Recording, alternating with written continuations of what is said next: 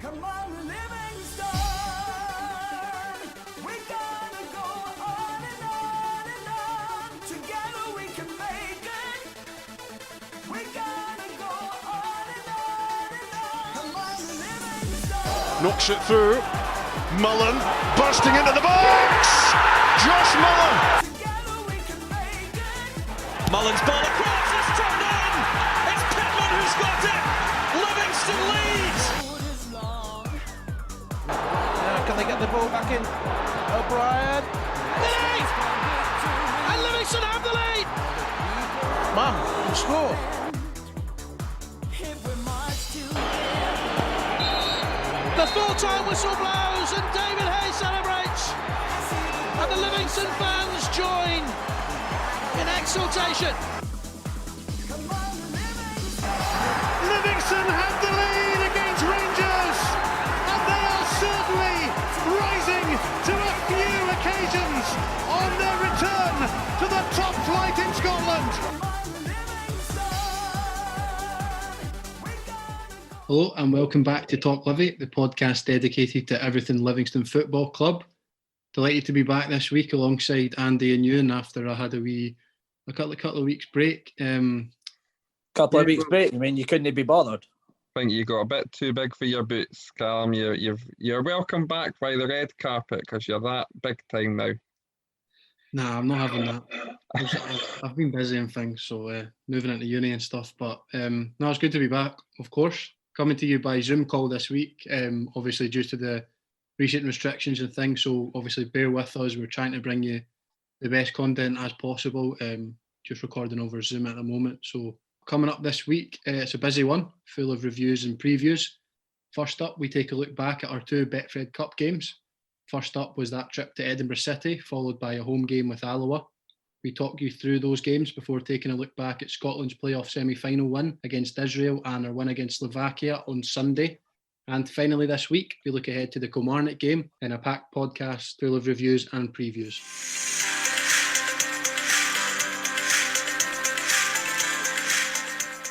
It's been a busy week with two Betfred Cup games played. We'll start off with Tuesday night's game with Edinburgh City. 4 changes to the side that defeated Dundee United, but still a strong side out and a comfortable 5-1 win in the capital. Pleasing result and performance, wasn't it? Yeah, I think it was a good performance against Edinburgh City. Obviously, we didn't really know what to expect from them, haven't played really in 7 months, but it was a professional performance is the best way to describe it. I think it shows the team that we put out that we were taking the game very seriously. Few changes, a couple unexpected, like so Robbo kind of playing a deeper role. I know it's a role he played when he was younger, but yeah, I think once we got the second, the game was pretty much dead and buried, to be honest. Don't think there was any doubt that we were going to see that game out. Did have a couple of wee scares though. Stryjek had to pull off a couple of good saves, a couple of wee sloppy moments at the back, but other than that, it was a really comfortable performance. Good to see guys like Josh Mullen coming back in, getting a couple of goals, first game back, assist as well. Lokoch, Poplatnik also getting on the score sheet, so hopefully that gives them a bit of confidence and settling into the squad as well. Scoring so early on, Scott Robinson with that header, obviously not a regular occurrence for him, but no, it was brilliant, the fact that we had the foothold in the game so early on, and it was sort of cruise control from then on. I think they had a chance actually at 1-0. Again, it was a good save from Stryjek, as Ewan touched on. I thought he's done himself no harm in challenging for that number 1 jersey. I think he's been, albeit it's obviously against lower league opposition, but I think he's done pretty well in the 2 games. On the Edinburgh City game, 5-1 away from home, they'd have been properly motivated. Obviously, it's their first game in terms of a competitive match. They've been not really had a pre-season or anything like that. So I mean, the tails would have been up, and I think fitness maybe would have come into it a wee bit. No, it's certainly a brilliant result for us. Yeah, a really good way to start the campaign. As you say, 5 goals, new signing coming in, Josh Mullen.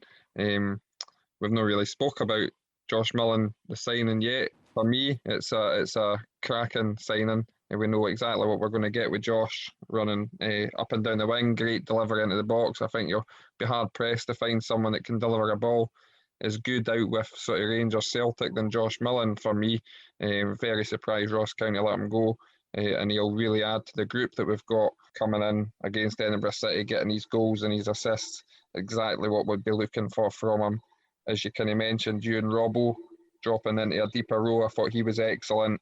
Stryjek again, like you said, Callum, he's done himself no harm. He made a couple of really good saves, and as you say, at 1-0, the game could have been very different if they'd got that equaliser. But as you said, we got the second goal. The game was never in doubt after that. I thought highly professional performance. That could have been a banana skin when you look at other games. You know, the likes of Ross County throwing away a 3-0 lead up at Montrose. You had Dundee United just the other night losing to Peterhead. I think the other one, I think St Johnstone struggled a little bit. Hamilton, yeah, getting a bit of a doing down at Annan. St Mirren as well, struggling at home. I know they won 4-1 in the end, but by all accounts they struggled at home to Partick Thistle. So it could have been a banana skin, and I think we came through it really well. So yeah, really pleased. 5 goals. And yeah, this leads us on nicely to the game on Saturday against Alloa. Another banana skin game for us against Championship opposition. Quite impressed by Alloa in that game. They were quite impressive, weren't they?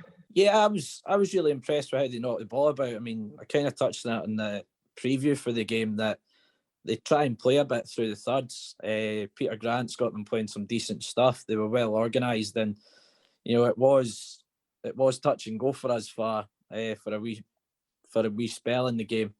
And I think Alloa offered quite a lot to it as well. They came there trying to get a result. They didn't want to just sit in and kind of soak pressure. They tried to play a bit when they got the opportunity to. First half, I think we struggled to create proper kind of clear-cut chances. We had a lot of the ball, but without really creating an awful lot. But I think, again, something we touched on, the fitness aspect of it, the fact that we are up and running and playing competitive games, I think that really showed second half, because I think we started to create more as the game wore on. Obviously, getting the 2 goals early on in the second half. Second one's probably a wee bit fortunate. Josh Mullins kind of just put it back into an area, but it's managed to loop in. Alan Forrest got the equaliser as well. Forrest is getting a wee bit of a knack for that, coming in off the line, and you know, a bit like his goal against Motherwell, following in from a parry from the goalkeeper. So that's a good quality to have in a winger, coming into the box and getting on the end of things. And yeah, I think it was relatively comfortable.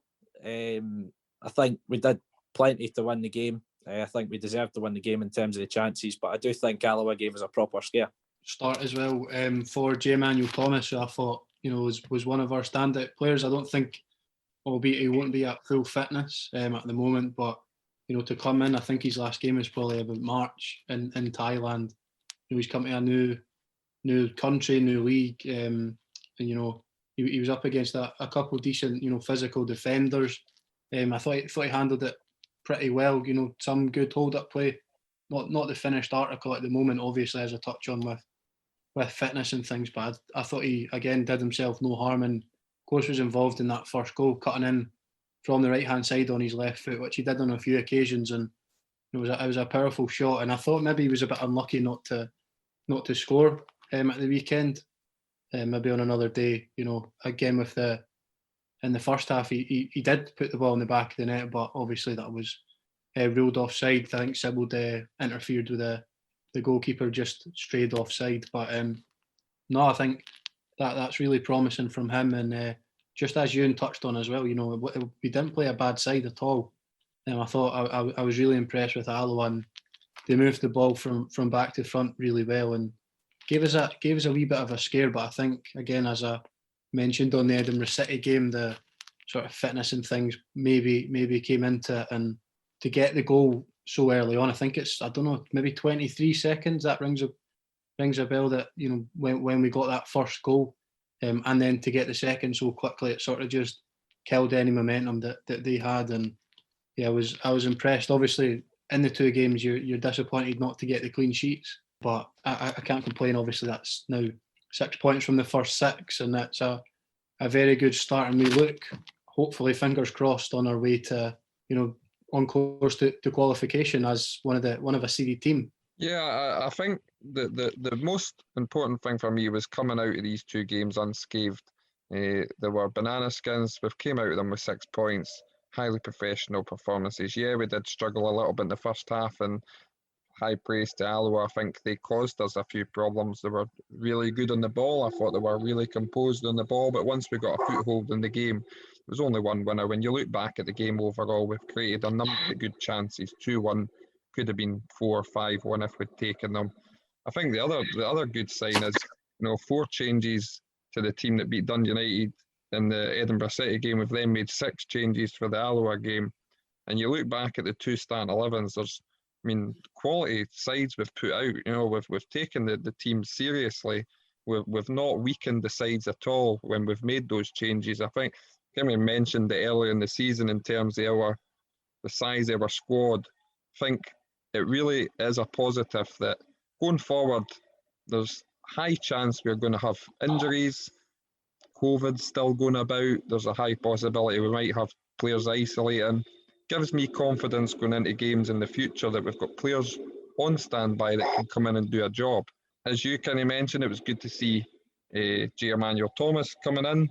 I think he done well, considering it was his first game. I think he joked in the press that he was expecting to get 60 minutes. He played the whole 90, blown out his arse a wee bit in the last 10 minutes, but still done a job for us. I think the other one that was slightly surprising was Aaron Taylor-Sinclair playing centre-back, but he done a job, didn't he? Yeah, well, he's already played there this season. He played there against St Mirren, didn't he? Albeit in a back three.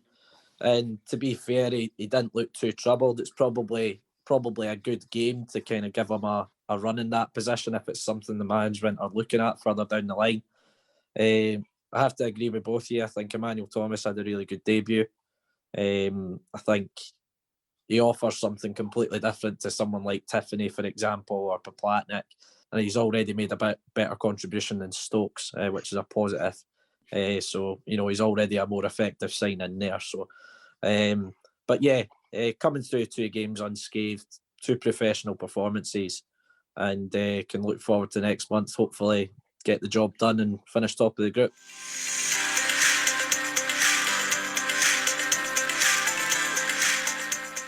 International football took centre stage, and it still does this week. At the time of recording, Scotland have played 2 out of the 3 scheduled games so far, so we'll bring you a review of the 3rd game next week. The big one was Thursday night, though, a home game against Israel in the playoff semi-finals. It went all the way to penalties, in typical Scotland fashion. It had to be a nervy night, but ultimately we got the job done. Must all be buzzing with the result, if maybe not the performance, but certainly the result. Yeah, it certainly wasn't the most pleasing on the eye game. Very little going forward from both teams, but buzzing with the result. Our first penalty shootout as well. Bit of excitement, obviously. The 120 minutes was not great at all. But I'm not really that bothered, to be honest. We got the job done. Steve Clarke, he was known for it at Kilmarnock. Maybe not the most, again, pleasing on the eye stuff, but he did a fantastic job there. Built up a very good back line for them, and he's doing the same for Scotland. That's 7 unbeaten now, I think. So, no complaints from me. I thought we defended very well, and the pair of you had given me a bit of stick for that, 3 at the back suggestion, and I thought McTominay was excellent over the both games. Declan Gallagher was also very good on Thursday night as well. So, absolutely buzzing. And yeah, we've got 1 foot in the final. And hopefully, come next month, we'll be celebrating another terrible game to watch, but maybe we'll be celebrating a good result. Who knows? Tell you, if that's you buzzing, Bruni, I'd hate to see you disappointed. But anyway, no, listen, I can't argue with the result. The result, in the end, we got the job done. It's knockout football, and at the end of the day, we won the knockout tie. We're through to the final, the playoff final. I wasn't as much buzzing as more relieved, I think, was the sort of overriding feeling for me. It was a really poor game, eye-bleedingly bad. In fact, I was really struggling to watch it. But as you say, Steve Clark's renowned for getting the job done. And you know what? There was a question put to us on Twitter, but basically saying, would you prefer to watch silky football and struggle to get a result, or effective football and win? And it's a no-brainer, really. You want to win games, and if it's going to get us to our first tournament since '98, then it's a no-brainer. We've got to do that. There was positives. I agree with you, Bruni. We did give you stick about McTominay. I think he's came out positive in these two games. I think he's done very well. I would still prefer to see him in the sort of sitting role in midfield personally, but he's not done his chances any harm. He played in that centre back position. Going forward, I think we struggled. The wide areas, I think we really lacked. I think fairly obvious that when Fraser came on and then played the other night against Slovakia, we looked much more threatening. Dykes done well again. Overall, there's positives and negatives for that one, but we did get the job done. We are in the playoff final. Serbia next. One I'm not very confident going into. I wouldn't have been confident going into either, to be honest, but yeah, it's going to be a tough one, but we're there, and who knows? I mean, the Israel game, I think the fact that we played them so recently, i.e. last month, I think made it into that kind of game. The magnitude of the game as well, I think, just adds to the nerves. I think it's one of those games where you don't want to make a mistake, and players were almost taking the safe option when they got the ball. No one was really taking risks on the ball. The aspects that I can see with Clark's team is we're starting to look off the ball. Our shape looks good. We always look a lot more organised, I think, in the last few games. And that's something that Clark brought in at Kilmarnock. He made them organised and difficult to beat. And I've spoke about it before.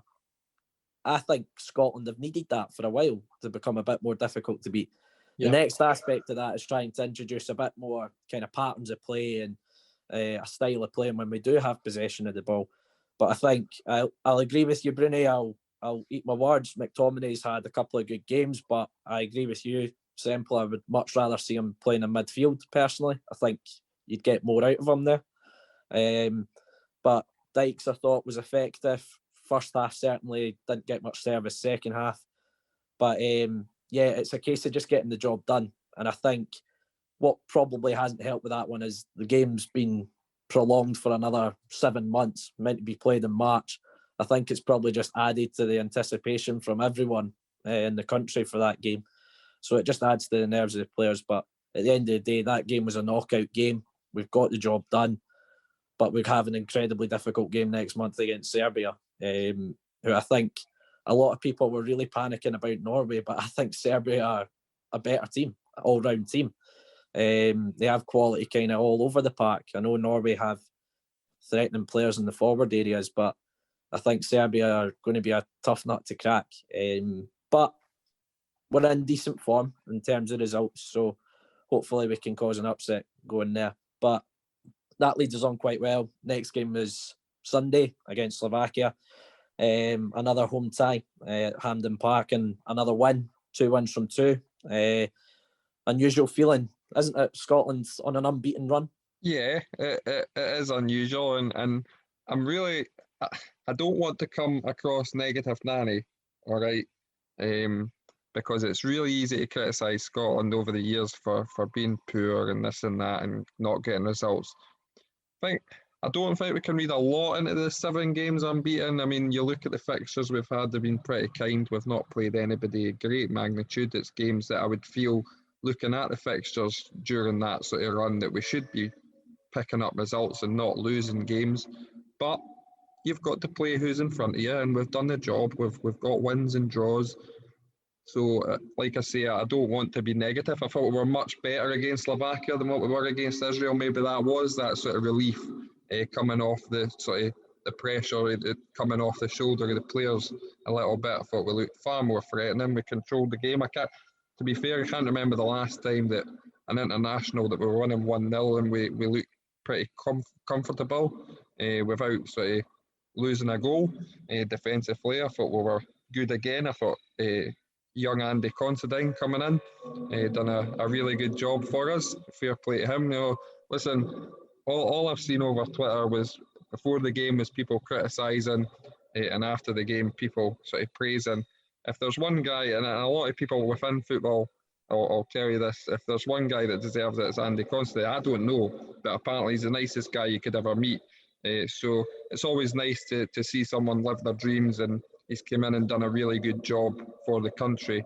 Whether he keeps that place is doubtful, given the options we've got coming back. And I think we're probably forgetting the fact that we're without a few players due to COVID restrictions. So a lot of the options to come back, 4 players missing out. So there is positive signs there. We got the job done. We're sitting top of the Nations League group. And I don't think that can be underestimated. If we get promotion to Group A, I think I seen on Twitter the other day, we're almost guaranteeing ourselves a playoff place and possible, I think Section B or Group 2 when the draw comes out for the World Cups. So, yeah, top 2, I think. So there's a big opportunity there to get promotion into Group A and give ourselves a better opportunity to progress into more tournament football, because at the end of the day, that's the target for the country. Yeah, just on the sort of exclusions and things from the squad, obviously we had that little mini COVID outbreak. I think it was Armstrong who unfortunately tested positive, but it was the three that was out. It was Armstrong, Christie, and Tierney. The 3 of them, if they're not starters, they were going to play, I think, in probably both of the games. They're very, very important players for the country. And then maybe the likes of Palmer as well. He had to withdraw. I'd imagine he'd have started ahead of O'Donnell, because he was one of the standouts in the Czech Republic away game, the 2-1. I think he set up Dykes for the goal. But I mean, these guys have come in and they've done very well. You touched on Considine there. I'm not sure if you've watched the post-match interview, but it's one of the most refreshing things I'd seen from the international break. I thought he was very, very passionate, and it was just such an honest interview. And he comes across, as you touched on, Andy, like a proper nice guy, and you could tell what it meant to him, and it was a wee bit emotional in that from him. And I thought it was brilliant, and I thought he did himself no harm. Folk were absolutely battering the team and stuff, and I mean that I very rarely do that, even if it's Livingston or if it's Scotland. I just wait and see what happens on the pitch, and yeah, I think he made a lot of people eat their words, and he was very, very good and didn't look out of place at all in that back 3. Yeah, I think Considine did really well. It was probably a bit of a surprise for him that he was called in late and then got chucked into the starting 11. But he's an experienced pro. He's played European games regularly, season on season, for Aberdeen. So he's played at a high level. But yeah, he looked very comfortable in the game. I think Gallagher had another very solid game there as well at centre back. In fact, the whole defence. There was a slight tweak in the system from the Israel game. Instead of kind of playing 5 across, it was more of a 4 with McGinn pushed on and behind kind of Dykes and Fraser. And I think Fraser and McGinn made a massive difference in that game. Fraser was just constantly picking up little pockets and wide areas, dropping off of Dykes, running beyond Dykes. McGinn getting pushed further forward as well, I think, is really important, because I think that's the best aspect of his game. And I think you could tell it made a massive difference to the kind of attacking display. And that's something which the most recent games the team's been getting absolutely slated for, is the lack of attacking threats. So that's something to kind of look forward to. Also good to see Linden getting a goal again.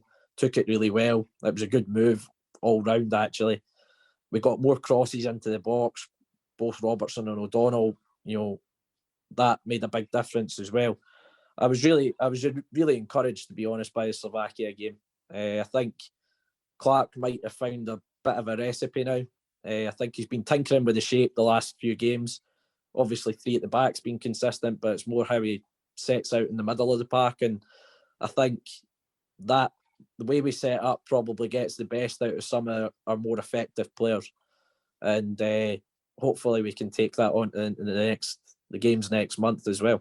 I think, obviously, us being Livi fans, we know what we're getting with Dykes in a Scotland jersey. You're getting commitment, you're getting effort, and we weren't quite getting the balls into the box for him. If we put a ball into the box, what we're going to get. He's going to attack the ball and get chances and take them.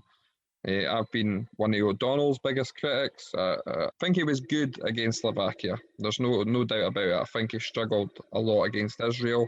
Am I convinced he's international quality? Still no. But if he keeps putting in performances like he done against Slovakia, then he might change my mind. The ball into the box for Dykes was excellent. Touch on what you said, Ewan, I think you're quite right. I think a lot of the time Dykes dropped a lot deeper, and Fraser was almost playing as that sort of striker role, and Dykes was winning the flick-ons, Fraser going beyond, McGinn going beyond. It was good to see. We didn't create as many chances as I'd like to see, but it's a work in progress. It's a win. We lead the group.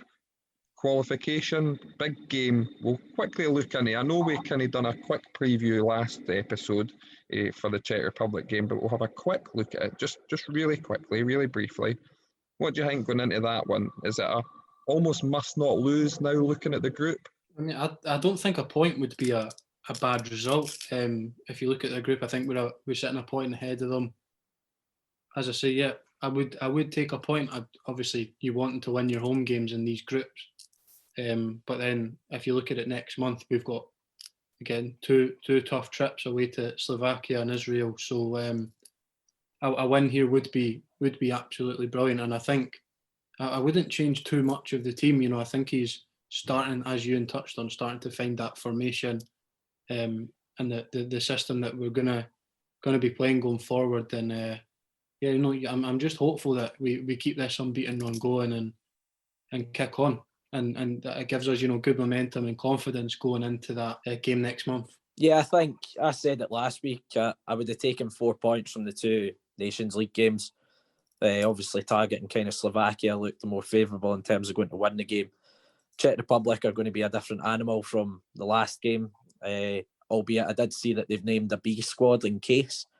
So, fingers crossed. You can always hope. But I think if we were to take a point against the Czech Republic, I mean, they're a good side. They've already qualified for the Euros next year. So it's a difficult game, regardless if it's at Hampden or not. But I'd be quite happy with a point. Leaves us leading the group going into those two games next month. Don't think you could really ask for a much better position after 4 games, to be honest, in our position. So, yeah, I would take a point and hopefully get another kind of positive performance similar to the Slovakia game. Just to add on that, I've literally just seen on just got a notification there from the Scotland Twitter saying that Paul Hanlon's been called up ahead of Liam Cooper, who's had to withdraw through injury. So maybe he's another one, an option at the back. Good to see players that are maybe getting rewarded via playing well for their clubs in Scotland, which we haven't seen under a lot of previous managers. Again, you touch on the Considine thing. A lot of people frowned at that one, but maybe Paul Hanlon even comes in and does a job. Who knows? I'd still love to see Craig Halkett obviously get a call up, but it's just it seems a bit of a weird one, looking at it there. But maybe again, it's a chance for us to rest a few players, and I don't think he knows his best 11 yet. So again, it's one of these games where we can try maybe a couple other players in those back 3 positions and in those forward positions. Tell you what, the Highbees will not be happy if Hanlon comes in and Porteous comes in and Considine jumps right over the top of them and into the team. I think that was quite funny. I've seen a few disgruntled Highbees after Considine coming into the team, but I think he proved them all wrong. But yeah, big game. Good results for Scotland, if not the performance. Good results. A bit of momentum ahead of next month's massive playoff game for the country. Let's hope we can continue that against the Czech Republic.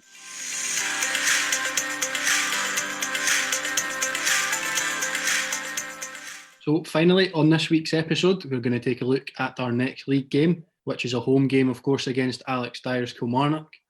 Confidence will be flowing right through the squad following 4 wins on the bounce. But, now a huge game for us to get the league campaign up and running and hopefully continue that good form. So how important is this to continue that good run? Yeah, it's a massive game. When you look at the league table, there's not a lot between the sort of bottom 8 sides in the league. It's a game against a direct opponent in terms of positional sense and points, same points. So it is a massive game, especially with Ibrox next up for us. If we can get a win here, it gives us confidence going into that game. Not to say that, that the confidence will take us to a result at Ibrox, not at all. But the win gives that sort of bit of gap between us and the bottom. When you look at the fixtures this weekend coming, there's a few sort of tasty ones at the bottom. I think Hamilton play St Johnstone, so that's a huge win. But if we do get the win, then we're guaranteed to be at least 6 points ahead of the bottom team. Kilmarnock in a bit of disarray at the moment, with the whole COVID thing. That I think the breaking news as we record is that they've sort of asked for a postponement. They've asked Livingston if we can postpone the game. We've said no, or not postpone the game. I think the talk is that they asked us to put it back. Just to clarify, they asked us to put it back to Tuesday night, which we declined because obviously we've got Rangers the following weekend. We don't want to cause ourselves any unnecessary pressure in terms of injuries or tired sort of players in the legs or anything. So I think we are quite right in that. I believe Kilmarnock, their players will be out of quarantine maybe Wednesday or Thursday. So they have got an opportunity to have a couple of training sessions. I mean, there's no excuses for us here. We should be favourites going into this, given everything that's going on. But I'm not expecting an easy game. Kilmarnock, they've been a bit hot and cold this season. I don't know what to expect. They started off pretty well. Burke was on fire. I think we need to watch the boy up front. Is it come? I'm not even going to attempt it. Yep, that's the one. You know my attempts at pronouncing names. But he looks a handy player, one that we'll need to keep an eye on. So defence will need to be on form to watch him. But yeah, it's really important to keep the momentum up. Big game for us, and it could prove a bit of a momentum swing for us in the league. Really push us on this season, I think. Yeah, it's a big game. We've talked about it numerous times. I think we have a decent run of fixtures coming up. Take Ibrox out of that, but this would be one we'd be targeting points from. Obviously, the Kelly situation. I mean, there was a situation down south, Leyton Orient. They had a training session 2 hours before kickoff in a game. So if you take that into account, then there's no reason for us having to postpone the game or push it back. And I think the way Alex Dyer's kind of came out and said that he's disappointed, it's unfair. Well, it could happen to any team, and I highly doubt that any club would give us a postponement and push the game back. I think teams are going to be ruthless in this environment. Any advantage that they can get, any opportunity to get points on the board, they're going to try and take it. For me, it's a decision for the SPFL to make, not us. So I don't really see what Alex Dyer's complaining about with us, because I don't think he would do the same if the tables were turned. But anyway, so it could work in our advantage in the sense that they might have some key players missing, but we need to be professional, kind of like our cup performances. If that's the case, if they do have a kind of understrength team, need to play a lot under 18s potentially. We just need to be professional and make sure we get the job done and pick up another vital 3 points. I think the performances have really started to come together for us recently. I think we're now look like we have a pretty settled starting 11.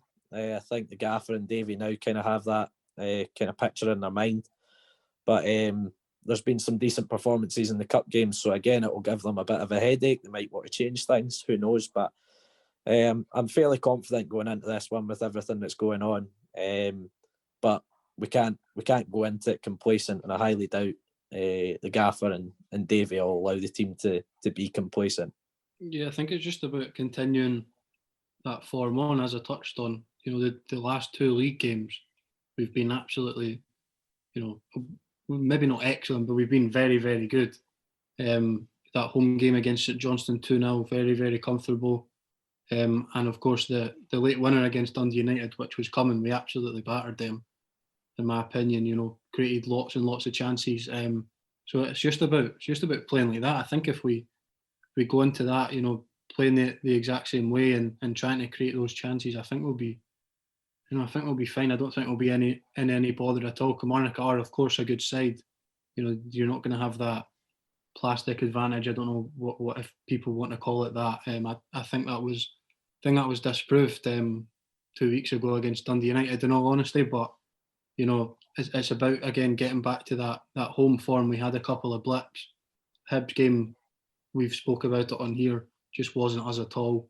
And the Hamilton game, again, was just a bit of a really, really frustrating one, losing that game at home. I think we only lost 2 last year on home turf, and that was to Hibs and Rangers. So it's 2 losses already. So it's now, I think, about getting those points on the board at home in these type of games. And I think I wouldn't say it's a massive game, but it is a very big game. And I think it's one that we are capable of winning, as I say, if we play how we've been playing. I think the big thing for me, and again, I hate going back to what we've said kind of prior to sort of this sort of episode, but last week about being more possession based, getting men up forward quicker, we're creating chances. This is the type of game maybe if the last 2 seasons we might have struggled in breaking teams down. You know, Kilmarnock will come and be tough to beat. They'll be organised. Alex Dyer is the typical sort of Steve Clark, almost the sort of model, and Steve Clark's the way of playing, making them hard to beat.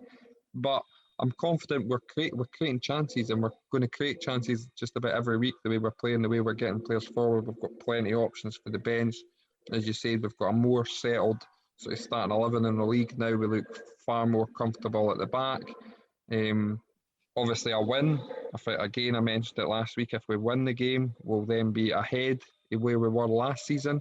You know, in that highly successful season when we finished 5th. Obviously, it cut at the end of the season. We missed sort of the last few games, but 5th in the league. But after 11 games last season, I think we had maybe 11 points or 12 points. If we win this, obviously, we go ahead of that. So, despite all the doom and gloom at the start of the season, it's amazing how the season can turn. Looking at the lineup, I know we've kind of discussed in terms of we've got that consistent lineup. Can you see any surprises? Schmillin's obviously come into the sort of reckoning. Do you think he might get a start? Or do you think we go back to Robbo playing in that position? For me, I think the back four. I think our best back four is what played against Dundee United. I think we've got, as much as I really like Jack McMillan, Nicky Devlin's been very, very good for us. It's just that maybe in goals, do you go with McCrory? Do you go with Stryjek? Because again, as we touched on, impressed. I think Devlin, Ambrose, Guthrie and Serrano, for me, picks itself at the minute. You've got Bartley and Holt sitting. I would quite like to see Josh Mullen on the right-hand side. I think he's, 3 goals in 2 games. He's been very good. That may be harsh on Scott Robinson, who I think's done a fantastic job there over the first 9 or 10 league games. Forrest on the left, Pittman just in behind, maybe either Tiffany or J. Emmanuel Thomas. Maybe it's too soon to start Jet in a league game. Obviously, he played 90 minutes at the weekend there, but is it maybe too soon to throw him in as I say, a big game? Tiffany, don't think has done much wrong at all. He's been very good going forward. So it's maybe 1 or 2 areas that you could chop and change, but I wouldn't like to see drastic changes from the games against St Johnstone and Dundee United, certainly. Yeah, I think McCrory will go back between the sticks. I think he is our number 1 goalkeeper, despite some of what I believe kind of unfair criticism he does take from some of our fans, but I think he'll go back in. I agree with you, Bruni. I think the back 4 looks settled. It was something I was a bit concerned about at the start of the season. There was a lot of changes in the back 4, and that was similar to the start of last year, and we had a bit of inconsistency with our performances at the back. And I think they've started to improve as a result of having a consistent back 4 playing with each other. For me, it would be Holt and Bartley. I think Holt, last 2 or 3 games, has been exceptional. I was really impressed with him at Tannadice as well. And again, I kind of agree. I think the one that will probably come in is Josh Mullen. I think he gives you a natural width on that side. Robbo's not an out-and-out winger, but Robbo's that type of player. He does a job anywhere he's asked to play. For me, I would go Tiffany up front. I don't think he's done anything wrong to get dropped. As good as Emmanuel Thomas was against Alloa, I think it probably will come a bit too soon. You could see he was starting to tire quite a bit going into the last 20 minutes of that game.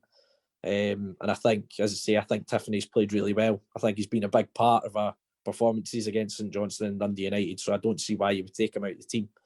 He gives you something very different. to what Emmanuel Thomas does as well. But yeah, I'm feeling confident ahead of this one. What are we thinking predictions wise then?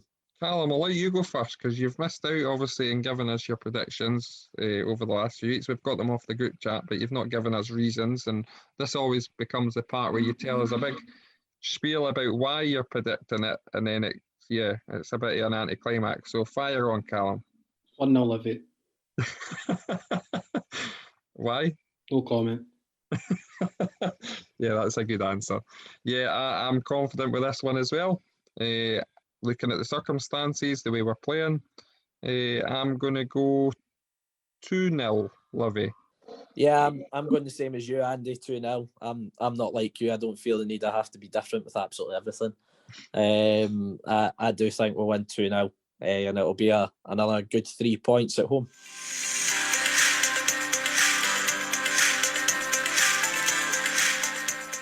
That's it for this week's episode of Talk Livi.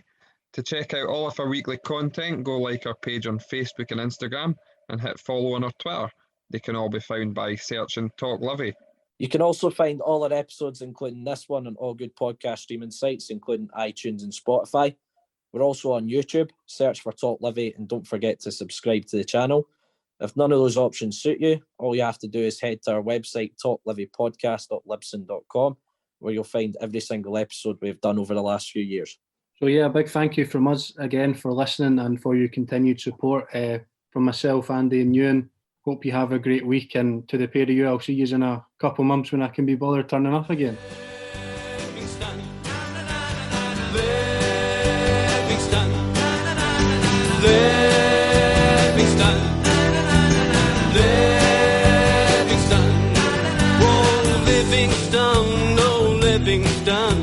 A love will never die. West Lothian is our battle cry. This is the place from which we hail. Livingston, no Livingston, it's up to Ambervale. Livingston, Livingston, Livingston, oh Livingston, no Livingston, we love it when you score. Livingston, oh Livingston, the Ambervale Lions roar. Livingston, oh Livingston, we realize our vision. Livingston, oh Livingston, into the Premier Division. Livingston, Livingston, Livingston.